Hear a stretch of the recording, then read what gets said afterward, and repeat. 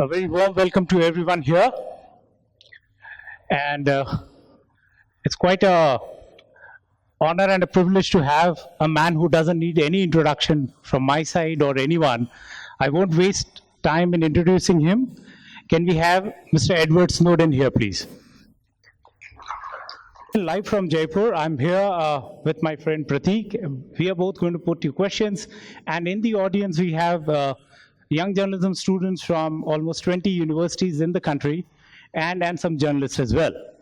That's the audience setup we have right now. So the very first question, before we get on with it, is that these are all bunch of youngsters who don't mind sharing anything and everything. They feel absolutely all right with sharing all information that they have. Privacy is no concern for them. In a scenario like this, when they open up on everything, how big an issue is privacy? Where did that argument originate from? And the answer is Nazi Germany, right? The Nazi minister of propaganda, Joseph Goebbels, did this because he was trying to change the conversation away from what are your rights and what evidence must the government show to sort of violate them, to intrude into your private life, and instead say, why do you need your rights? How can you justify your rights? Isn't it strange that you're invoking your rights? Isn't that unusual? But in a free society, this is the opposite of the way it's supposed to work. You don't need to explain why you have a right. You don't need to explain why it's valuable, why you need it, right? It's for the government to explain why you don't deserve it. They go to a court, they show that you're a criminal. This is increasingly falling out of favor because governments and companies think it's inefficient, it's too much work. Life would be easier, life would be more convenient for them, life would be more profitable for them if we didn't have any rights at all. But privacy isn't about something to hide. Privacy is about something to protect. And that is the very concept of liberty. It is the idea that there can be some part of you, of your life, of your ideas that belong to you, not to society. And you get to make the decisions about who you share that with. Since when you first came out with the revelation, till that point in time, not everybody was too aware that they are being looked into. But now, what has changed over these 5 years? Now we know we are looked into, but what is it that we could do to safeguard it? And rules are being made that we share information mandatorily. We're talking about where mass surveillance comes from. Of course, no government is going to say, we decided you don't have rights anymore. We did it secretly. We changed the rules. Maybe we'll pass a law, maybe we won't. But the new practice is to monitor everyone everywhere because they might be a criminal. Instead, you get them saying they're doing you a favor to protect your life, to protect your home, to protect your money, to protect the public budget. They're passing a new program that's not a surveillance program. It's an identity program. The framework for mass surveillance today would look a lot like the Aadhaar system, right? This is how it works, right? People in India have been hearing for years and years and years these incredible statements out of the chiefs over at UIDAI. Every time they're criticized, there was recently this controversy about Google phones pushing the phone number for UIDAI into everybody's phone, right? And somehow Google puts out a statement and goes, oh, it was our fault. It was inadvertent. It was a mistake. We have 95% of the market share. Maybe that's not the exact number. Please check the fact on that. But they have an extraordinary amount of the market share of India. Everyone in India is using an Android phone, a Google phone, unless they're rich enough to afford an iPhone. And when you have that kind of position, it's very difficult to make a change that affects the phones of everybody in a country, right? And yet somehow, they managed to push this phone number to everybody. Now, UEDI was not, they were not concerned that this happened. They said, oh, the phone number's wrong. It wasn't us. It was Google's fault. It was somebody else. God, we don't know what happened, but you shouldn't use this to attack the system. You know, it's wrong. It's saving you money. It's protecting people from being cheated by, you know, people stealing benefits. And that's all you need to worry about. Anybody who doesn't agree with this system, their vested interests, they're scaremongering, don't listen to them, right? But when we start to look at this, it gets a little bit strange. You know, the number one thing they always say in every public statement is your data is safe. Data hasn't been breached. Their biometrics are secure, right?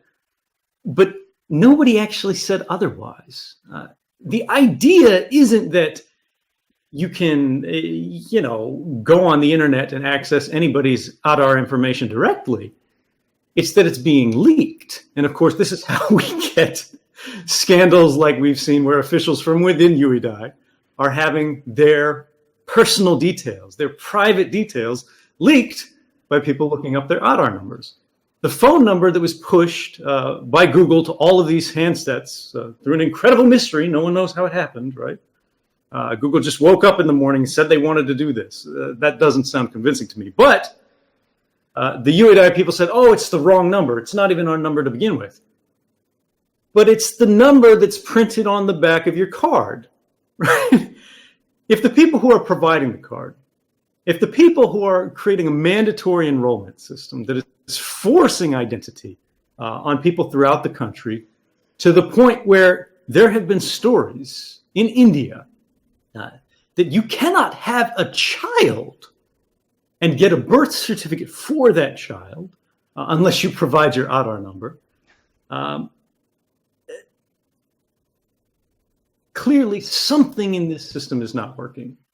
Clearly, people have concerns that are not unreasonable, but eminently reasonable. And if this is the case, if the public generally is concerned, if there is an unrelenting train of scandals about this system, it seems that if this were a system that were concerned about the public's trust, they would respond to these in a reasonable way. They would look at the criticisms, they would address the systems, the criticisms, they would reform the system, instead of saying any criticism of us is illegitimate, it's scaremongering, we just need to move forward. Now, anytime we're talking about protecting cheating on social benefits, right, it sounds like a good thing. But if that were all that Aadhaar did, no one would have arguments against it, right? No one would be complaining. The problem is, and perhaps the biggest crime behind this system, is that it's being used for things that are unrelated to what the government is paying for. Find in India right now a telecommunications company, a bank that doesn't know what Aadhaar is, even if the government's not paying for it, right? If you want to open an account, train ticket, are demanding an Aadhaar number. And not just a number, they're demanding that you show them the physical card, right? This is creating a systemization of society, of the public. And this was not the stated intention of the program. You'll see people at UEDI saying this is not what the program is for. But if that's actually happening, how to address it, right? If the Aadhaar system is to survive and work in the public's favor, the very first thing that should happen before this program entrenches itself any further in society is there should be criminal penalties assigned to any company that asks for your Aadhaar number for a service that the government is not paying for. If it is not directly funded by a social benefit and the company asks for it, they should not only be fined, right? Someone should go to jail for that. Because if not, we all know what's going to happen. eventually you're not going to be able to go to the store. You're not going to be able to sign up for a service. You're not going to be able to do anything in society without showing a number. You will be tracked. You will be monitored. You will be recorded in 100 different ways, and not by you and I, by the Aadhaar number that they created that then is abused by every other company, every other group in society. There's only one way to prevent this, and that's to reform the system before it goes bad. And unfortunately, it's already started to go bad. My question is to you that since you're very much aware as to what is transpiring in India, so a recent development that privacy has been made as a fundamental right in India by the Supreme Court. So in today's world, when data collection and data mining is going on, do you think securing privacy is a Herculean task for the citizen?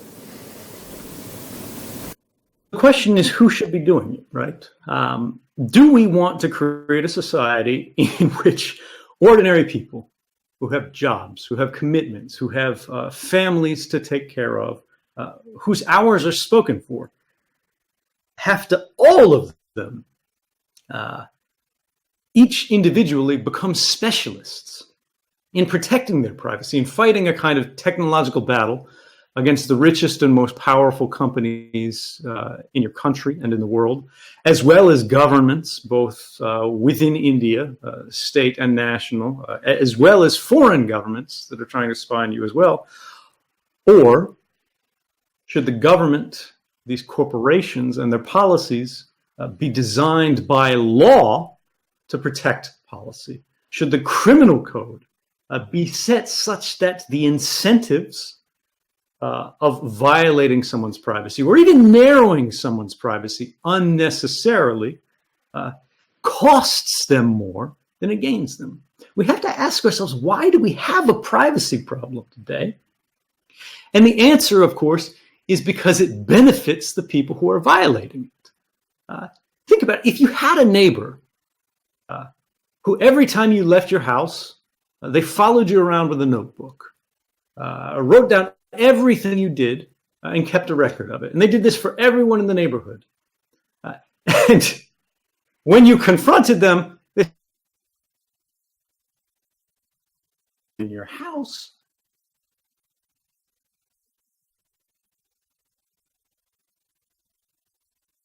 Now, this is what is happening due to the electronics of the system today.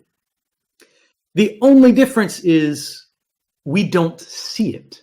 It happens invisibly instead of seeing the person with the notepad. The only way to change this is to work on two fronts. We need to use both technology to enforce our rights through things like strong encryption that companies and governments can't interfere with.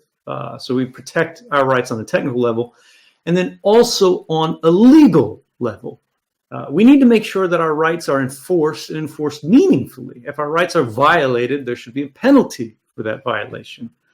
And then finally, and this is perhaps the most important thing for the people in this room today, we have to know about it. When we think about the Aadhaar system and where the scandal started, when we realized in places like India that all of this information that they say is absolutely secure in their database is available to anybody over WhatsApp if you provide the number to someone who's working at UEI, who's working at Aadhaar and wants to make a little bit of money on the side. We need journalists. We need investigation. We need people like Ratnakara who are willing to risk something, willing to dare to be criticized by the government, willing to face police investigations and things like that, to tell the public what they need to know. Because if we lose that, it doesn't matter if India is a democracy on paper, it ceases to become one in fact. Because every democratic government gets its legitimacy from a single concept. And this is that people understand what the government is doing, and they consent to it doing that. If the government's activities are happening without our knowledge, without our consent, without our agreement, they're not legitimate. It's not democratic. You just mentioned that you need journalists and people who can come out and take the government on. But this whole digital surveillance happening and the government looking at it, how can freedom of press stem the tide of surveillance? Yeah, so this is a difficult challenge because it's very much an unfair fight. On one side, you have governments with spy agencies and armies. On the other side, you have companies with their billions. And on the public side, you have a few journalists working at newspapers that don't have very much money, right? But what they do have is the truth. And that's something that can't be changed, right? We need journalists in a free society. Not to simply write down what the government says or what a company says and report that. That's not reporting, that's not investigation. That's note-taking, right?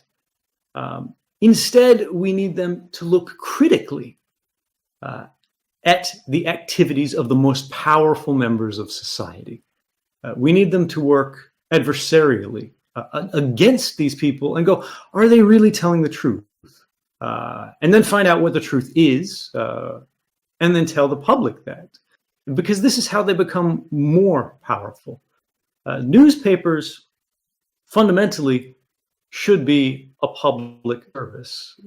But it's important to remember that newspapers can't work without sources, people inside these organizations, governments and companies who are willing to talk to journalists, tell them where the truth is and where the lies are, and do this safely. If we don't have this, which is a real possibility in India without the efforts of groups like Amnesty International that are trying to create new whistleblower protections, we will run out of sources of information when the public needs them the most. To the earlier question, that journalists and cyber experts all over the world are facing browbeating from the government. So how this organization of Freedom of Press Foundation could actually come to safeguard their interest and rescue them from that? So I'm the president of a group called the Freedom of the Press Foundation. We take for granted a lot of times that newspapers will continue to happen, that we will have reporters, that we will always have people looking for the truth, right? But this is a hard job. It doesn't pay very well, and it's very risky. And there's no guarantee that this will continue. We see country after country facing a kind of new slide toward authoritarianism, even in the freest countries in the world. In the United States, we have Donald Trump as president, right? And we see the world moving towards, step by step, a sort of Chinese model. And this is a dangerous thing. So the question, of course, is how do we prevent that? No small organization like mine is going to save the world. But if we work together, step by step, and we know what our values are, we can create a kind of solidarity to protect the values that matter the most to us. Now, we have to use new tools. We have to understand the technology better than our adversaries. But this can't be an expert fight, right? We can't think about, are we going to be able to outfox the spies, right? Instead, we have to think about what is the future of our society? What is the future of our government? What is the future of this world going to be based on? And either that's going to be based on social power from people like sitting in this room who know what they believe in and are willing to stand up for it, are willing to risk something, are willing to dare to do the right thing despite the consequences. If we do this, if we make sure that those who interfere with the works of journalists are punished, and if we make sure those journalists who stand up and do reveal the truth at great cost, who are suddenly facing retaliation, do not face it alone. We can create a system of incentives, right? A blanket of safety that protects all of us by not focusing on individuals, but focusing on movements, by protecting values, by protecting rights. We can make sure that the next generation doesn't just enjoy the rights that we ourselves inherited that are coming under attack now. They actually enjoy more rights, new rights. If we don't stand up, if we don't protect each other, and if we do not keep fighting and striving and protecting the right to seek the truth and report it, those rights will vanish.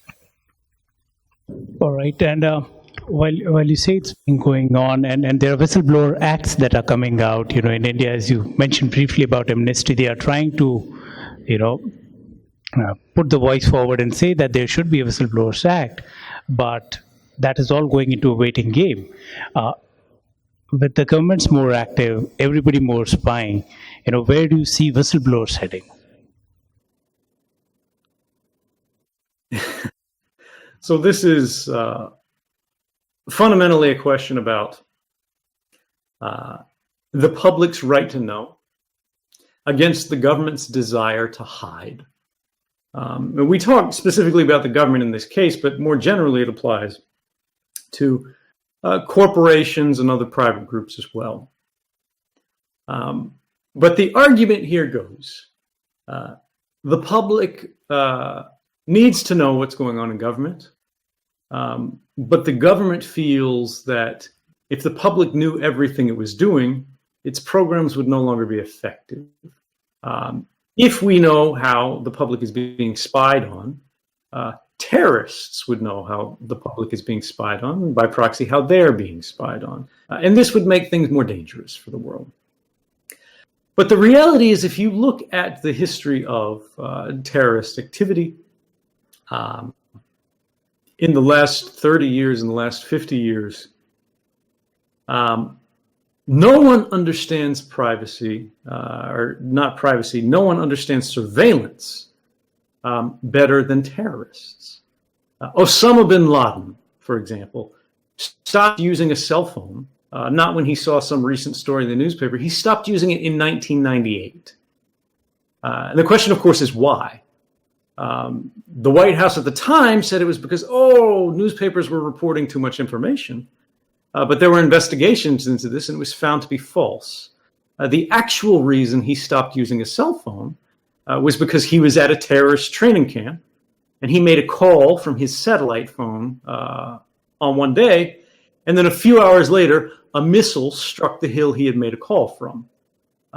Terrorists may be evil, but they are not stupid, right? Terrorists will always know more than the public. And so this brings up the real question. When we see governments trying to deny the public access to information, when they try to punish whistleblowers and dry up the kind of journalistic sources that reporting relies on, are they really acting in the interest of public safety, or are they more concerned about political stability? Are they really worried about security from criticism rather than safety against attacks? Going off gadgets could be one way, but it's difficult to do. I remember somebody asking me the question that what does Edward Snowden do when he's off his gadgets? Right.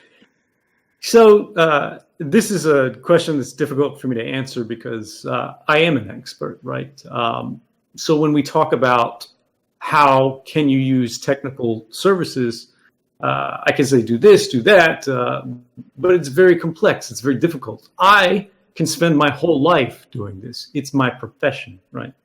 But it's not fair to ask an ordinary person to have to live like they're Edward Snowden, right? I can't return home to my country because I'm persecuted by my government for telling the truth about mass surveillance, violating the rights not only of Americans, but of Indians and everyone else around the world. But we should not live in a world where ordinary citizens have to live and act every day as if they are hunted by the world's most powerful sort of secret police. Instead, we need to think about, what does a world look like where you don't have to hide from gadgets that you bought and paid for, right? And this is the problem. If you buy a phone and the government is pushing their phone numbers into your phone, if the government is trying to push identity cards into your phone that you have to show everywhere you go, every time you try to register for some service, you paid for the phone, but really someone else owns it. Someone else is deciding who uses it, how it's done, how it's tracked, who that information is available to. Does that sound right to you? And of course, the answer is no. If you are paying for a system, if you are trusting a system, if you, like so many young people in the audience, are opening up about yourself and sharing some information, you should be the one making the decisions, not these other groups. We shouldn't hide from our gadgets. There's an old saying that goes, in a free society, when the people are afraid of government, there is tyranny. When the government is afraid of the people, there is liberty. The question we need to be asking today is, which of those two expressions is closer to what we see today? Years ago, you were a software technology professional. How do you see yourself today, and where is it heading now? You are on freedom for press, and what lies next? Because there's every time a suspicion that what is the next move. Whenever Putin meets Trump, there is a thing that, okay, what happens next to Edward Snowden? So I think this gets a little bit to the question that I get asked a lot, which is, am I safe, right? And of course I'm not. But if I were looking to live a safe life, I would still be sitting in Hawaii, in paradise, with the woman that I love, in a big house, making a lot of money for very little work, spying on all of you, right? But there are always going to be moments in our life where we recognize we have a choice between doing the safe thing and the right thing. And sometimes the only moral decision is to break the law. I'm still a technologist today. I'm more of an activist than I ever expected to be. But the way I would describe it is, I used to work for the government, and now I work for the public. Let's work together and let's change the world.